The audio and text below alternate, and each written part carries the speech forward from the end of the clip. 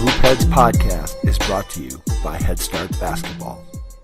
Hello and welcome to the Hoop Heads podcast. It's Mike Klinzing here with my co-host Jason Sunkel. Today, Jason and I are going to be discussing the top 10 mistakes that we see youth basketball players making out on the court. Jason, number one, and we saw it a lot today at basketball camp. A lot is an understatement. Not being able to pivot without traveling.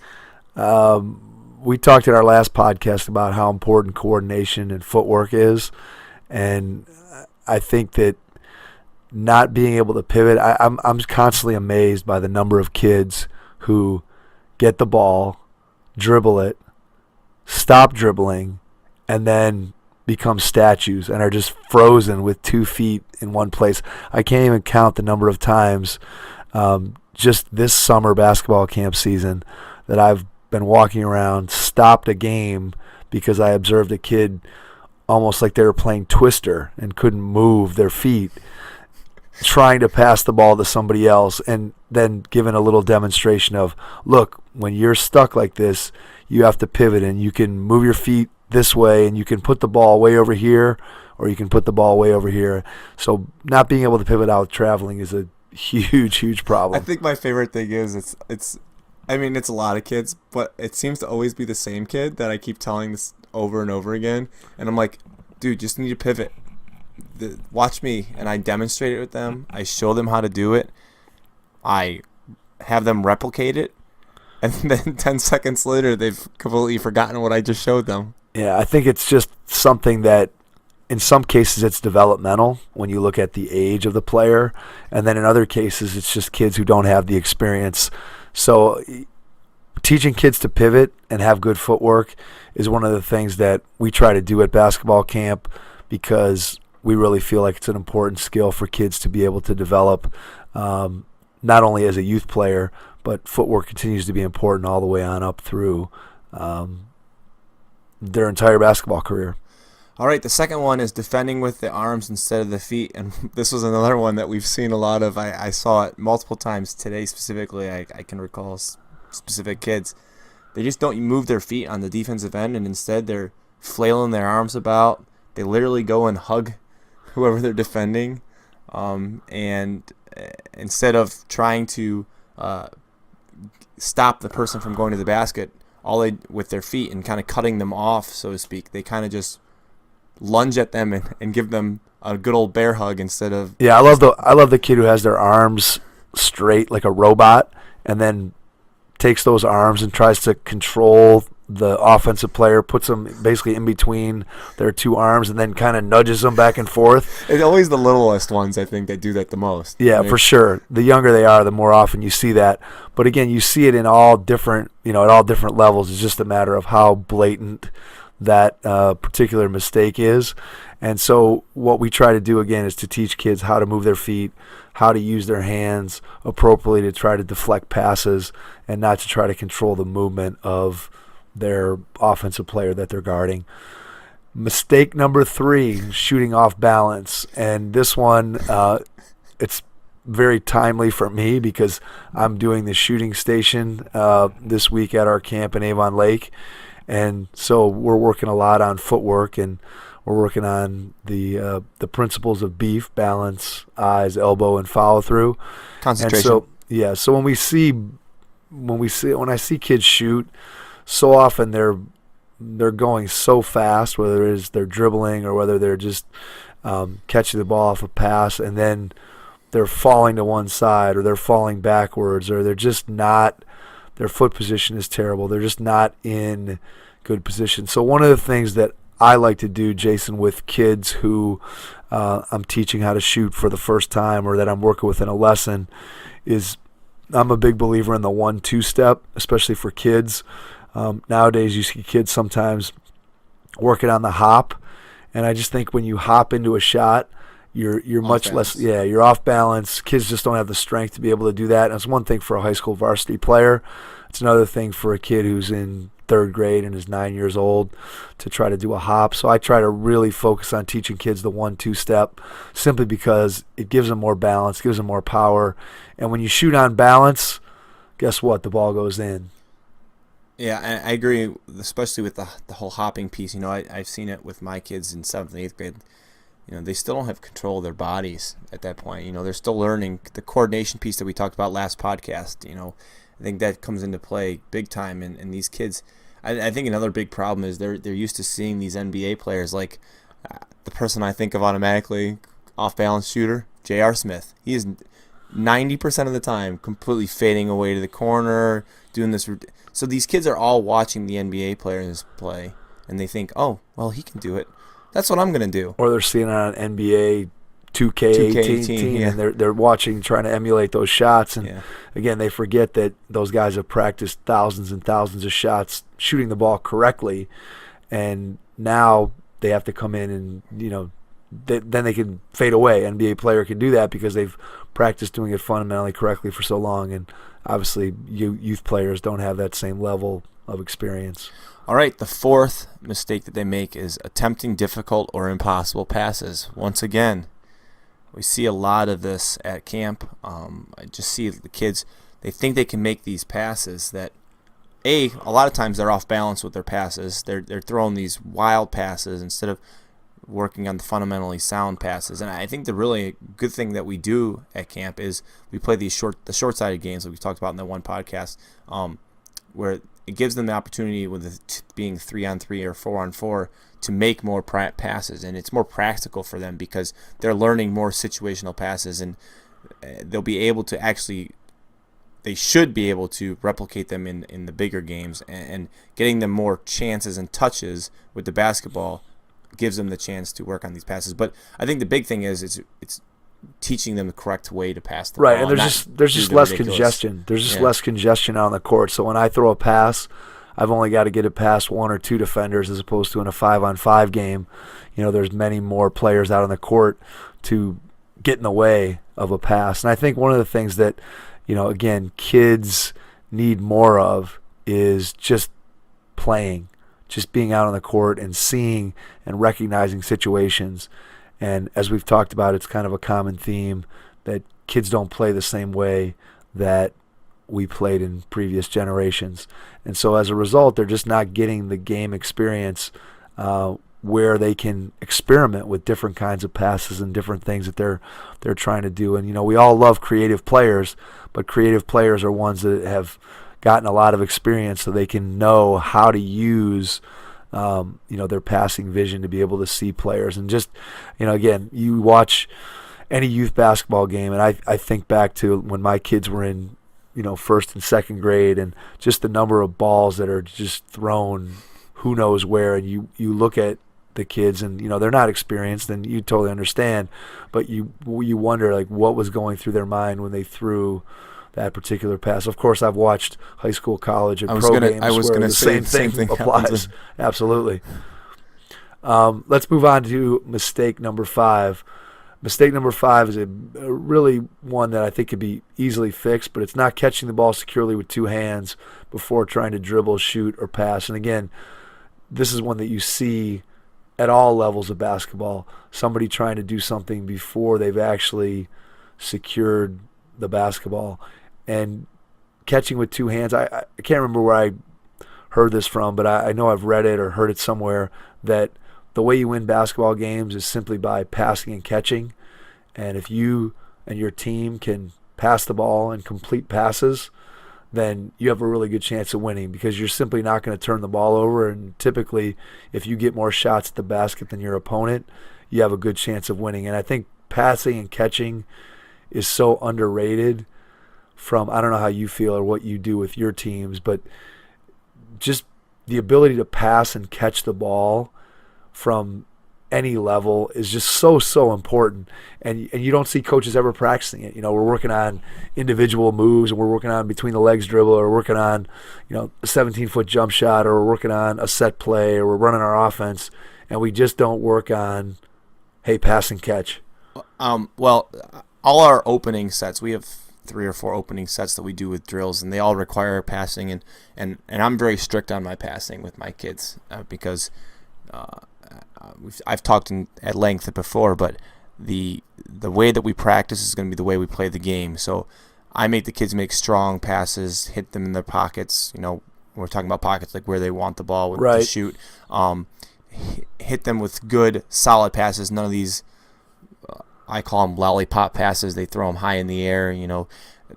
That's more common in with my girls' team than my boys' team. But at the same time, I really try to preach with our opening sets, our warm-up drills that we're working on passing, along with the shooting. We do three-man weave. We do that. We do one called three-man with runner, which kind of gets them to do more like spacing and throwing it down the floor and working on strength passes. So we do this every single day. We're doing the same drills over and over and over again. I know one of the things that I always find challenging as a coach is, you have kind of your point of emphasis, something that maybe you've read an article about or something that your team's struggling with, and you put emphasis on it for a little while. And then I know I find myself with passing and catching, I won't always focus on it. So we're focused on something else, and then all of a sudden I notice, oh man, they're starting to drill with a one-hand underhand pass, or they're just, like you said, they're throwing lollipop passes, and it's something that as a coach you have to keep aware of, because a lot of times it's a little small detail that we forget about how important just passing and catching is. All right, let's go to the sixth mistake that youth basketball players make, and that is not using a screen by going shoulder to shoulder. And I see this all the time in my coaching. I think this year when I was coaching my one team, I spent a solid 30 minutes replicating and showing how to properly use a screen. I don't know what it is.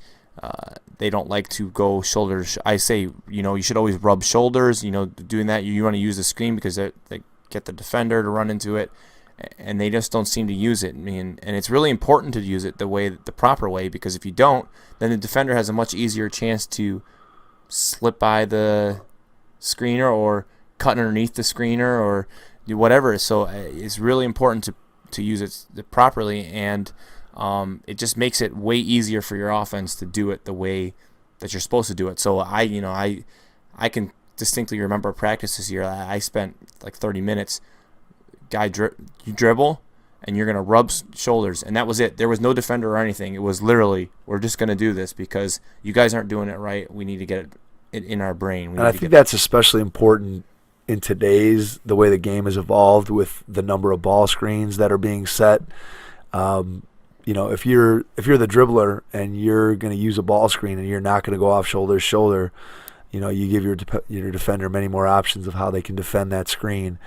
And the same goes for off-ball screens, but to be honest, if you go and watch a high school basketball game, you don't see nearly the amount of off-ball screens that you might have seen 10 or 15 years ago. Most of the screening action that we see in basketball today is on-ball screens. And again, when players set screens, the person receiving the screen, the ball handler, just has to use it correctly and come off their shoulder. And like we've said, I don't see that happening very often, and it's definitely an important skill for youth coaches to teach. Number 7, flipping it over to the defensive side of the screening game, failing to help a teammate when they get screened. And now this is one of the things that I notice all the time when I was coaching my son's team in travel, AAU, rec basketball. Someone would come up and set a ball screen, and the person who was guarding the ball handler would get screened off, and the defender who was on the screener just would stand there and watch the person come off the screen and go in and shoot a layup. And so it's something that you definitely have to teach as a coach, and you have to be, again, it's more situational awareness like we've talked about before. It's where playing those short-sided 2-on-2, 3-on-3 games where you have screening situations where if you don't help, it's almost an automatic basket because there isn't any other congestion on the floor. You have 2, 3, 4 less players on the floor than you do in a 5-on-5 game. And so when you fail to help that teammate when they get screened, it's a problem that's totally obvious because it results in a layup for the other team. And I think in my opinion, the biggest thing is the communication when the screen is coming is also plays into a problem here for a lot of people. Is there's teams that don't talk on the floor at all on defense, and I think that is literally the biggest problem. And we could talk about the youth, I look at the Cavs and the way they play defense at times this past season. There was no communication. all they would do is look at each other and give each other dirty looks, and that's the professional players. They were not defensively minded. Trying to get kids to communicate on the basketball floor is probably one of the biggest challenges that I've ever had as a coach, because it's one of the things that I guess after having played for so long that I just do naturally, and whether I'm on offense or defense, I'm calling out, hey, watch this, or go there, or look for this pass, or hey, I'm open, or whatever the case may be. I'm constantly talking. And then you go to a gym and you listen to a youth practice, and I'm trying to get my kids to teach, to talk, and they're dead silent. A lot of times they just don't know how, they don't know how to talk. They don't know what communication means. So you have to give them examples, and you have to really try, again, going back to my point that I made earlier in the podcast, you have to make it a point of emphasis. If you're not focused on passing and catching, or you're not focused on communication, it's easy for those things to slip. And so, like you said, when you don't communicate, that's a great way to fail to help a teammate when they get screened. All right, we'll move on to the next one. Not holding the follow through when shooting the ball, and I think this is really, really key. I remember specifically learning when I was learning how to shoot, like being told the beef thing: balance, eyes on target, elbows in, follow through, and follow through being like the one thing that you seem to talk about the most. Maybe that's just how I remember it. But just holding that so that you can see the follow through, so you can see that the ball releasing off of your fingertips and all that. And at the same time, you want to watch your hands. It should be both hands. It shouldn't just be the one. You've got your guide hand in the perfect position, because if it's not in the right spot, then your follow through is not fully there. So I think it's really important that you keep that in mind, that the kids have to work on their follow through, because they just don't. And it helps you see a lot of times, if the kids are not shooting the proper way, you can see why they're not doing it correctly, because their follow through is off kilter. It's going left or it's going right. And there's one kid at camp this week that's shooting with their left hand, but their right hand is following through. Yeah, and I don't understand it, and I've tried to analyze it, and I don't get it at all. That's a case where, we obviously haven't done this because we're in a camp setting with lots and lots of kids, but there have been occasions where I'm working with a kid and trying to decipher what problems they're having with their shot, and that's where video can be a huge help of like looking at where their hands are and what the movement of their shot is. And again, I see this all the time with kids that I work with, again, on every level of basketball. And when they don't hold their follow through after they shoot, inevitably it just leads to bad habits, and they end up missing. And they want to make shots. Kids want to make shots. So whenever I'm trying to teach kids how to shoot, what I always say is pose for a picture. Imagine your mom and dad, they're in the stands, they've got a cell phone out or they got a camera out, they're trying to take your picture, and they're not very good with technology. So here you are, you shoot the ball, and you immediately pull your follow through back as soon as that ball is out of your hand. And by the time mom or dad snaps the photo, they basically have a picture of you just standing there because your hands are down by your sides. And if you pose for a picture, you hold that follow through until the ball goes through the basket. You see the result of the shot. Hopefully it's a make. But regardless, you keep, as you said earlier, both hands up in the air. Your shooting hand follows through with your wrist snapped, and you got the gooseneck look. And then your guide hand is flat. I always tell the kids that when you follow through, your guide hand should be up so that somebody could come by and give that hand a high five. It should be flat. You shouldn't have your thumb sticking out. And just, again, posing for that picture and making sure that you hold that follow through. It's so important to build that as a good habit, like we talked about in the last podcast. When kids develop poor habits when they're young, those carry over. And so you really want to teach kids to follow through when they're shooting the ball, and that's a huge mistake that I see kids making all the time, is when they don't do that. That leads us to mistake number 9 that youth basketball players make, and that's dribbling the ball too high.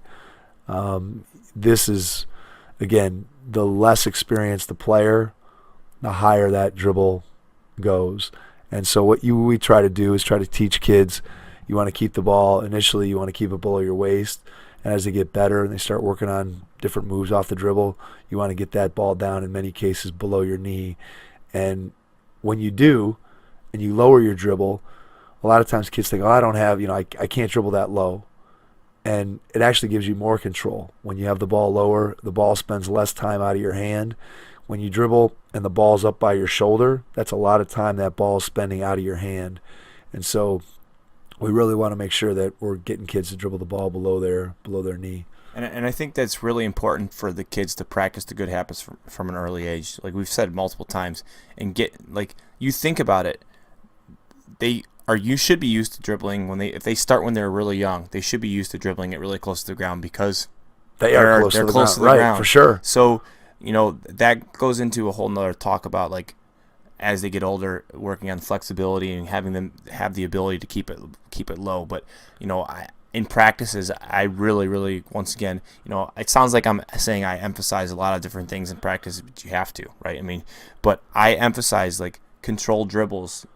And going along with that is making sure your body's in control, because a lot of times the reason the ball is dribbling so high is because they're moving too fast and they can't control their body. And I think that, once again, goes back to the coordination piece that we talked about earlier. All of these things kind of play into one another, and it's really important to teach them the good habits and get them on track with the good habits, because if they get on track with it, it's eventually going to translate to becoming a better basketball player. All right, the 10th and final mistake that youth basketball players make is their failure to stay between their man and the basket. And this, defensively, kids tend to follow the ball instead of staying with their person. They have a chance. They get out of position. They're not paying attention. They're not keeping an eye on their man. I don't.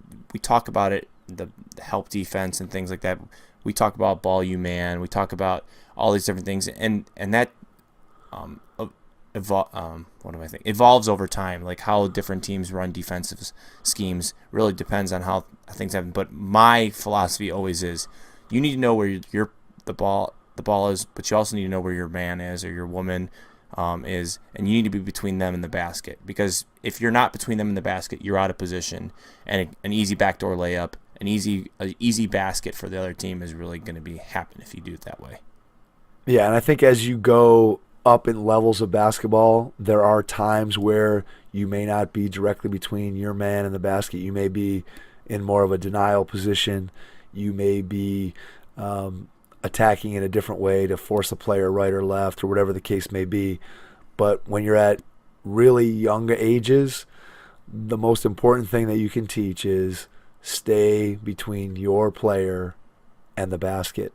And if coaches of first, second, third, even fourth grade coaches were able to develop this concept with their players and help them to understand that line between the player they're guarding, themselves, and the basket, if they always stay on that line, then they're going to be doing a pretty good job defensively, and then it's going to be easier to teach more advanced concepts as the kids get older. Jason, I think the key to correcting some of these mistakes is to make sure that coaches and parents have patience with their young player and make sure that you're, again, giving your kid an opportunity to go out of their comfort zone, to feel comfortable that they can make mistakes, and so they can build the skills that they need in order to be successful at higher levels of basketball. We're all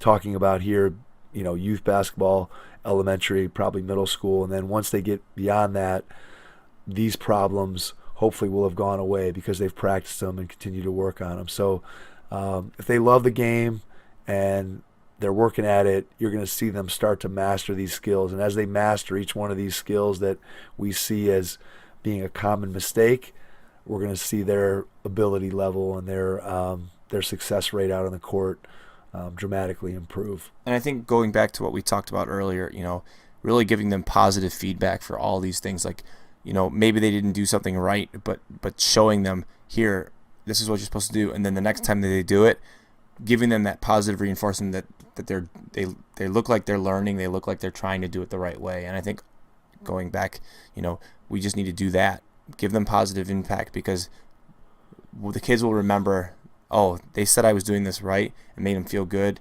kind of, as you've said before, fill their bucket and make them feel their drive and make them want to get better. And if they see results happening, they're going to continue to work hard and will become a better basketball player. Absolutely. It's going to eliminate these 10 common mistakes that many youth basketball players make. Thanks for tuning in to the Hoopheads podcast, and we'll catch you on our next episode. Thanks for listening to the Hoopheads podcast, brought to you by Head Start Basketball.